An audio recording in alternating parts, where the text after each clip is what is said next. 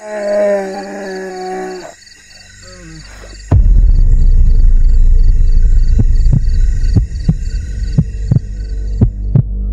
grew up in North Pennsylvania in a small town called Wellsboro. It's surrounded by state game land.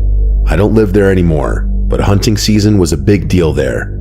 Schools would even close on the first day of rifle season because half the town would be out in the woods.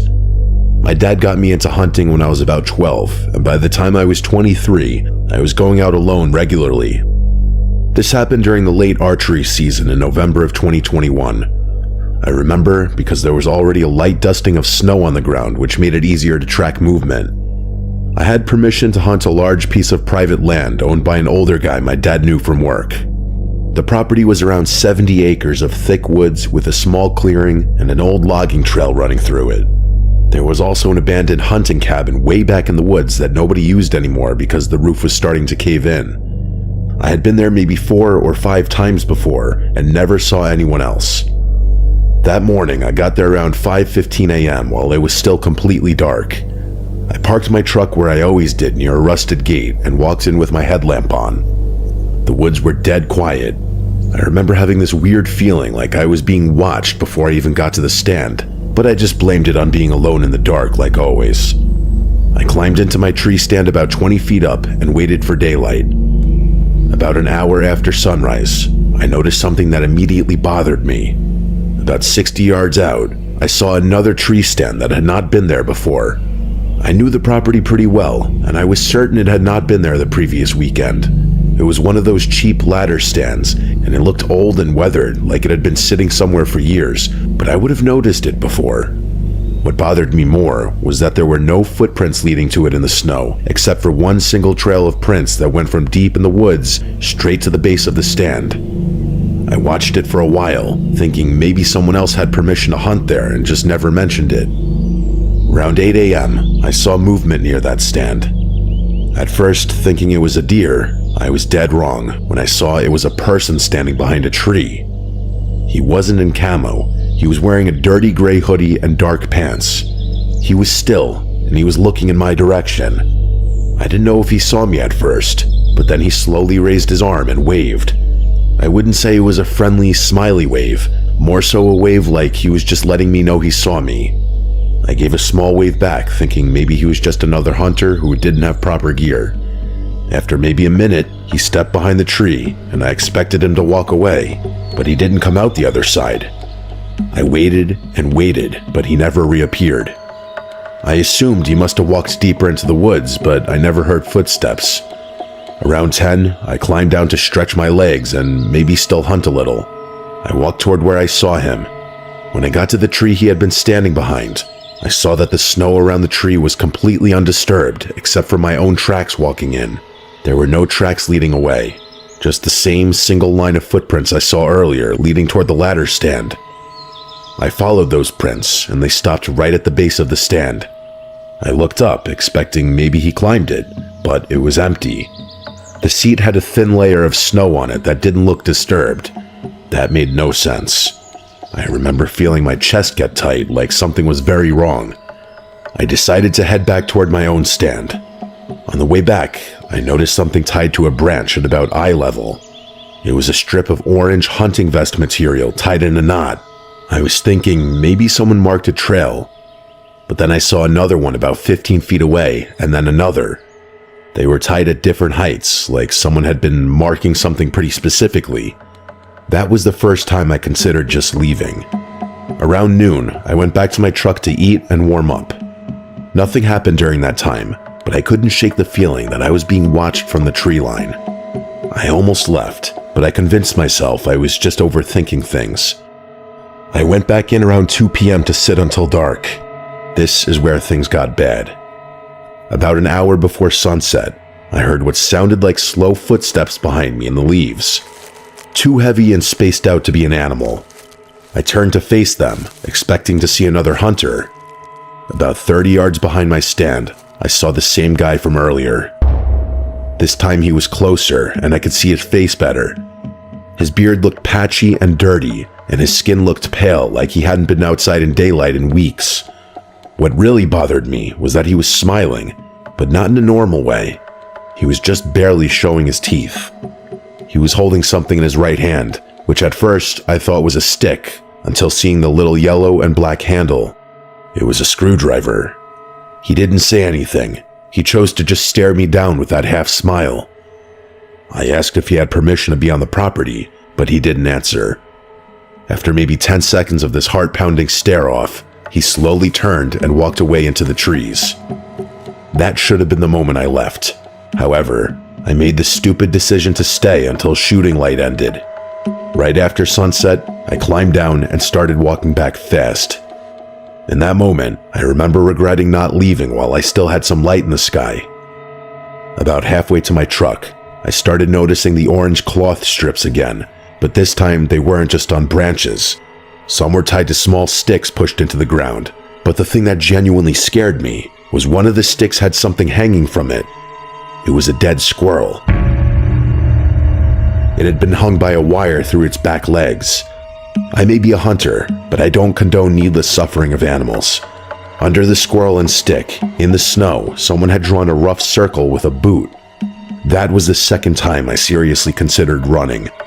As I kept walking, I started noticing more of them. Not just squirrels, a rabbit, a crow, all hung the same way like markers, or maybe a threat. I started walking faster. About 100 yards from my truck, I saw something leaning against a tree that made me stop completely. It was my backpack, the one I had left in my tree stand earlier that day. I never brought it back down with me.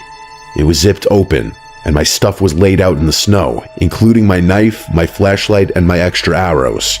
They were all lined up neatly, like someone had taken inventory. That was the moment of realization that someone had been close enough to my stand to climb it without me knowing. I grabbed my stuff fast and jogged the rest of the way. When I got to the clearing where my truck was, I had another unexpected encounter. It was like it just didn't stop. My driver's side door was open. I know I locked it because I always do.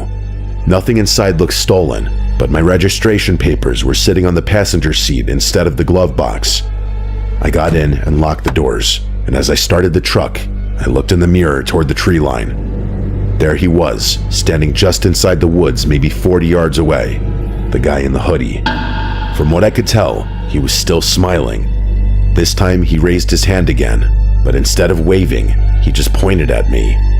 Then he slowly dragged his finger across his own throat. I left so fast I spun gravel all the way back to the main road. I told the property owner what happened, and he said nobody else had permission to be there. He contacted the game commission. About 2 weeks later, he called my dad and said officers found a makeshift shelter deep on the property made from tarps and old wood. Inside, they found animal bones and stolen hunting gear from other properties. I never hunted there again. I don't hunt alone anymore either. Definitely not in grounds I'm not familiar with. Anything can happen when you're all alone out there. Yet, not actually alone.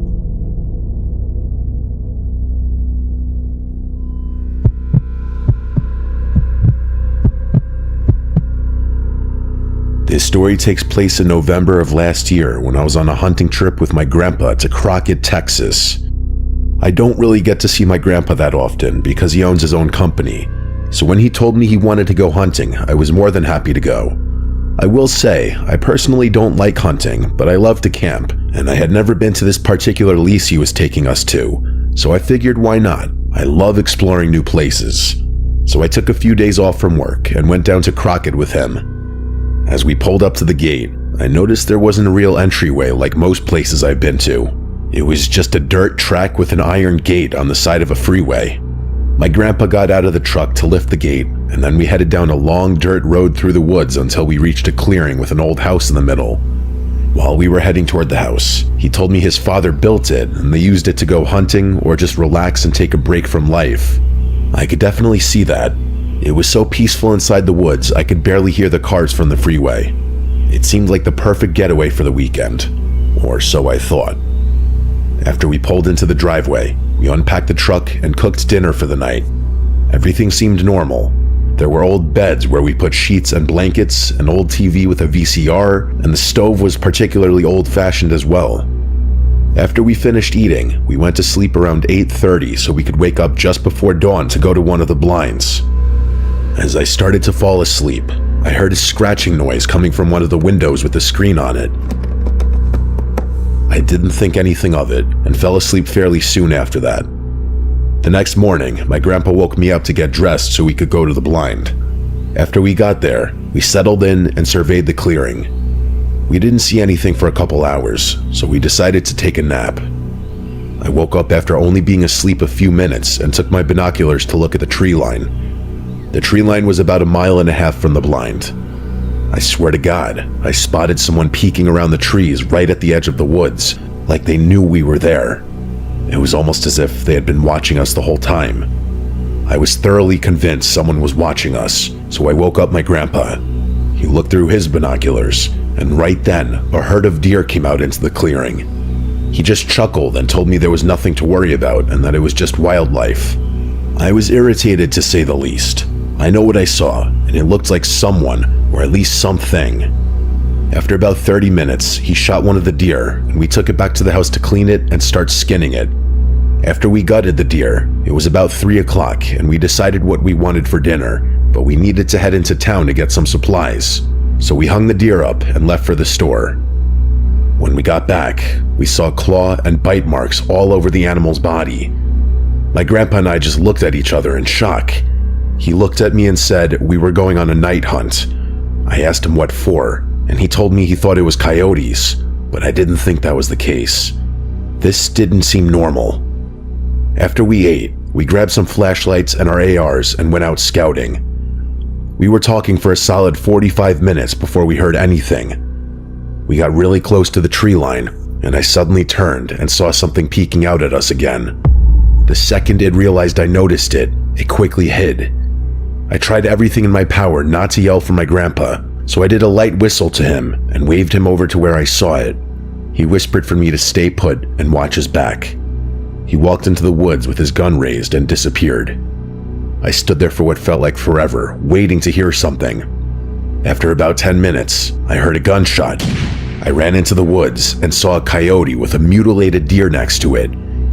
I breathed a sigh of relief seeing my grandpa okay, but he told me the coyote noticed him and looked like it was about to attack, so he had no choice. We sat there for a moment before we heard rustling in the distance, followed by the most horrifying scream I've ever heard. It wasn't human, and it was definitely not any animal I recognized, but I didn't care to find out. We booked it back to the house as fast as we could while hearing intense heavy footsteps and heavy breathing coming from behind us. It felt like we would never make it back, but we did. We slammed the door shut and locked every entrance. All we heard were weird screeching sounds and breathing right outside the door. Whatever it was began to get frustrated and slammed against the door a couple times. My grandpa got tired of being scared and shot through the door a couple times. It must have heard whatever was on the other side, because it made that terrifying screech again and then ran away. As soon as we could catch our breath, I called the police and told them what happened.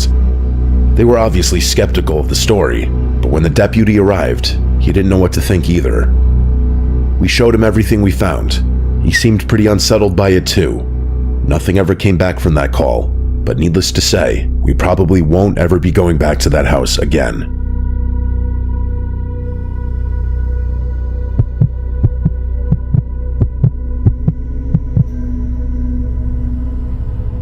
Kyle had been asking Connor and I for 2 years to go hunting with him, and we always brushed it off because neither of us really knew what we were doing, and hunting was never something I was interested in. Kyle was the kind of guy who actually knew how to do things though.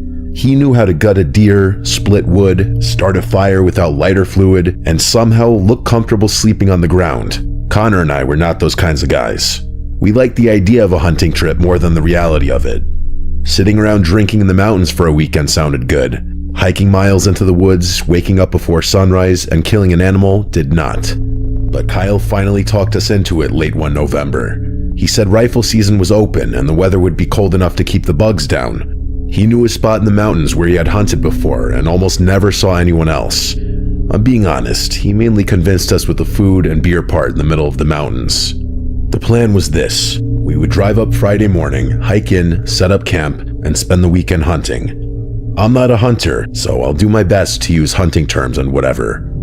Connor agreed to the trip because he would agree to almost anything if it sounded like a good story later. I agreed because I didn't want to be the only one still saying no, and FOMO is strong with me sometimes. We loaded Kyle's truck before sunrise and drove a few hours into the mountains. Kyle kept talking us through everything like we were in some beginner class. He showed us how to keep the rifles pointed safe, how to walk without making as much noise, what deer sign looked like, and how to spot little trails through thick woods that I never would have noticed on my own. After parking the truck at a pull-off near an old logging road, we hiked in for an annoying amount of time. Kyle said it was only a few miles. It felt like 10. By the time we got to the area he wanted, my shoulders were sore and my legs were shaking on the steeper parts. We found a flat spot near a small creek and set up camp there. Kyle did most of the work because Connor and I were honestly useless. By the time it got dark, we had the tents up, a fire going, and a little ring of logs pulled around it to sit on. That first night actually felt perfect for a while. The woods were dead quiet except for the fire popping and the creek moving over the rocks. We were drinking beers, talking about old high school stuff, and making fun of how bad Connor was at putting up a tent. It was a rare, honestly amazing moment. I remember thinking I understood why people liked this. Then, out of the blue, we heard a scream somewhere deep in the woods. We all stopped talking at once. Kyle tilted his head and listened like a dog, while Connor laughed a little and said it sounded like a woman getting murdered. Kyle said it could be a fox. He said foxes can make sounds that sound like a screaming woman. I wanted the fox thing to be true, because that scream didn't sound like a fox to me. Because it was so far away, it was easy to tell ourselves it was an animal. After about a minute or two, we started talking again, though not as relaxed as before. Every one of us kept pausing to listen, even Kyle. About 5 minutes later, the scream came again. However, this time, it was so much closer that the conversation died instantly. It sounded like it came from maybe a football field away, if that. It was loud enough that there was no joking around after that one. It sounded exactly like a woman screaming. One long scream that ended all at once. Connor stood up and stared into the dark beyond the firelight. Kyle got to his feet too. Then Connor called out, asking if someone needed help out there. I said that was a stupid thing to do, and then we all just stared into the woods and listened for an answer. Nothing came back. Kyle looked uncomfortable in a way I hadn't seen yet. He said if it was a person, they probably would have answered. Then he said we needed to kill the fire and get into the tents. He didn't say why, but it was obvious. The fire was basically a marker showing exactly where we were. We put the fire out fast and climbed into our tents with our rifles nearby. I barely slept that night. Every little noise my brain picked up on. At some point, I must have passed out anyway, because when I woke up, it was gray outside and cold enough that I didn't want to leave the sleeping bag. But when the urge to pee got too bad, I finally stepped out of the tent.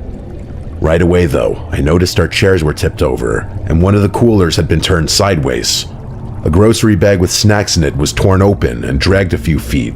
Kyle's backpack was lying near the fire ring when it had definitely been against a tree when we went to bed. I called for Kyle and Connor, and they both came out half awake. Kyle looked around and immediately said a bear had probably come through. That made sense. It was the easiest explanation. We hadn't hung everything properly, and there had been food smells all over camp.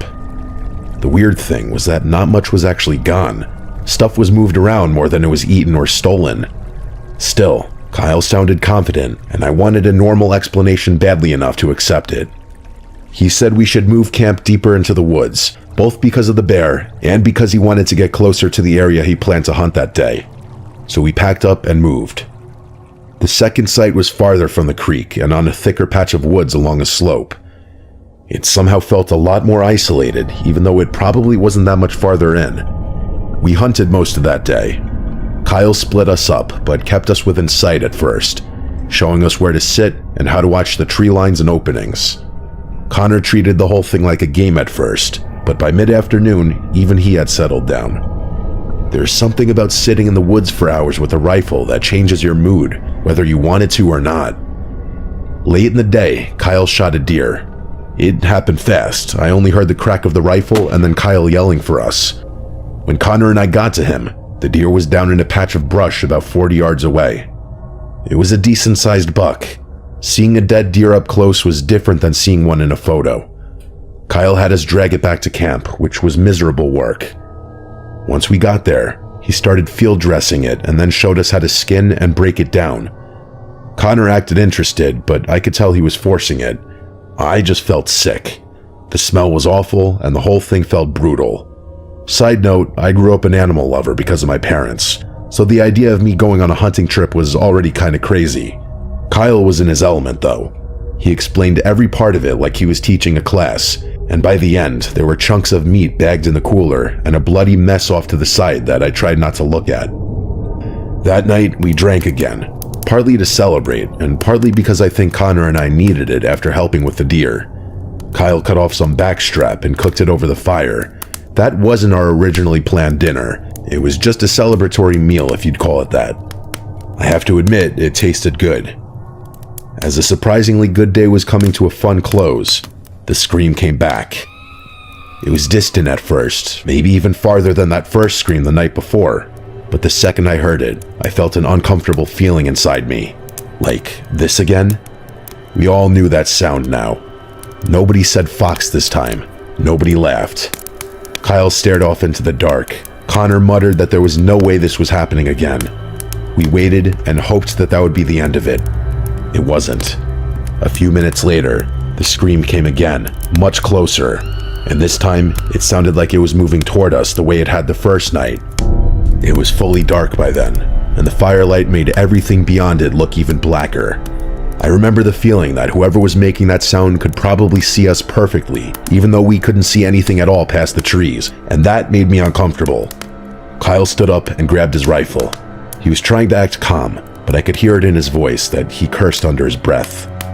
Then, in this weird burst of drunk confidence, he raised the rifle and fired a few rounds into the air. Right after that, he started yelling into the woods like a maniac, trying to sound bigger and crazier than whoever was out there. Connor and I laughed, mostly because it was sudden and ridiculous, and I think because all three of us had been drinking enough that our nerves were mixed with stupid energy. But the laughter didn't last, because a moment later, the scream came again, even closer. Close enough that it sounded like it was just a few yards outside of the edge of camp, somewhere beyond the trees where the firelight stopped. Kyle stopped yelling right away. None of us said it, but I think we all realized that if it was a person, the warning shots had not scared them off. We put the fire out again, faster than the night before. Within seconds, the site was pitch black. The only light left was a weak little glow from the coals and some moonlight through the trees. We got into our tents with our rifles. I lay there wide awake, of course. I could hear little sounds from the woods, branches shifting and leaves crunching, but I couldn't tell what was real and what my mind was inventing. Then I heard footsteps, not walking, but running, fast and hard around the tents and through the campsite. Something brushed the side of my tent, like a dragging scratch, like someone running an object along the fabric as they moved past. I didn't call out for Connor or Kyle because I was terrified that it wasn't them. All I'd be doing was getting the attention of whoever was out there.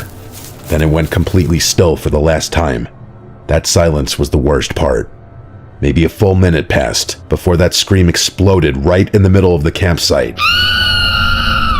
It was so loud that it didn't sound human anymore in a normal sense. I heard Connor scream from his tent.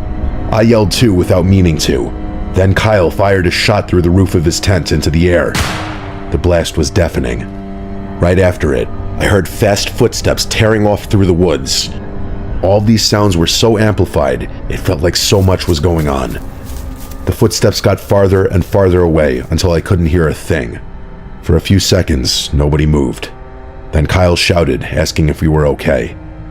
Connor answered immediately in the shaky voice I had never heard from him before. I answered too. Kyle said we were all getting into one tent and that there was no way we were staying in separate tents after that. We crawled into his tent because it was the biggest. The three of us sat there with rifles and flashlights, barely talking. At one point, Connor asked what the hell that was, and Kyle just said he didn't know flat out. Hours passed like that. Every so often, one of us would think we heard movement and everyone would go silent again. Eventually, the adrenaline wore off enough that we all drifted off at some point. When morning came, nothing looked as bad as I expected. A couple things were knocked over outside. One of the beer cans had been stepped on. A plastic tub had been moved a few feet, but nothing was stolen. We packed up at dawn without even discussing hunting again. Nobody wanted to stay another night. We hiked back the way we came, talking more as we got closer to the truck, probably because being in motion made us feel less trapped. By the time we were on the road again, some of the fear had turned into that weird laughter people have after something bad. Connor kept doing an impression of Kyle screaming into the woods and firing into the air, like one of the Tatooine warriors from Star Wars. Even Kyle laughed. We talked about whether we should call the sheriff and report it. In the end, we didn't. Kyle said if it was really someone needing help, they would have answered us either night when we yelled back. Connor said it was probably some lunatic messing with hunters. I said it was maybe a woman on drugs or someone trying to lure people into the dark. Both of our explanations were scary, and they felt like the easy assumptions. Truth be told, who the actual knows what the explanation could have been. I got home that night exhausted and thought I would sleep good, but I woke up in the middle of the night drenched in sweat from a dream. In the dream, I was back in the woods alone, and I could see a woman standing between the trees. She was covered in blood, and she was screaming for help. And the way she looked right at me gave me chills, even now. But I couldn't move toward her. I just stood there while she screamed and screamed until I woke up. I sat on the edge of my bed breathing hard, thinking about those 2 nights in the mountains and wondering what that dream was about, if it was my brain telling me that I subconsciously felt guilty. What sticks with me most now is the possibility that somewhere in all of that, there really had been a person out there and we chose to hide